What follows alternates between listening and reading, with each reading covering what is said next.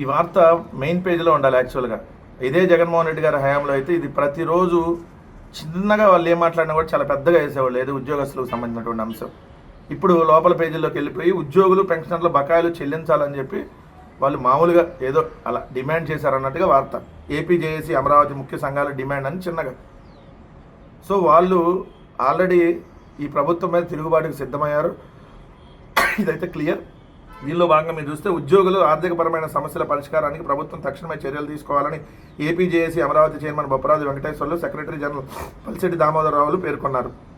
AP JAC Amaravati state కార్యదర్శి వర్గ సభ్యులు, ముఖ్య సంఘాల నాయకులు సమన్వయ సమావేశం జరిగింది.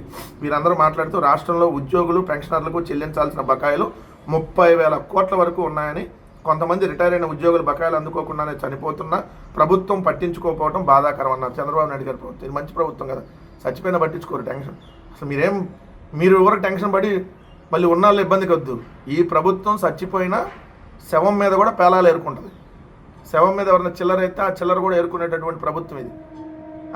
ఇంతకంటే దారుణమైన ప్రభుత్వం బహుశా మనం చూడం ఇంకా భవిష్యత్తులో కూడా. 79 సంవత్సరాల స్వాతంత్ర భారతదేశ చరిత్రలో ఈ చంద్రబాబు నాయుడు గారి కూటమి ప్రభుత్వం అంతా దుర్మార్గమైనటువంటి, నీచమైనటువంటి, దిక్కుమాలినటువంటి, పనికిమాలినటువంటి ప్రభుత్వం ఏదైనా ఉందంటే ఇదే. మనం చచ్చిపోయారంటే అక్కడ చిల్లర వేస్తారు కదా, అది కూడా ఏరుకొని ఉంటారు వీళ్ళు, అది కూడా ఏరుకొని దాచుకుంటారు వీళ్ళు. అలాంటి ప్రభుత్వం ఇది. ఉద్యోగుల అవసరాలకు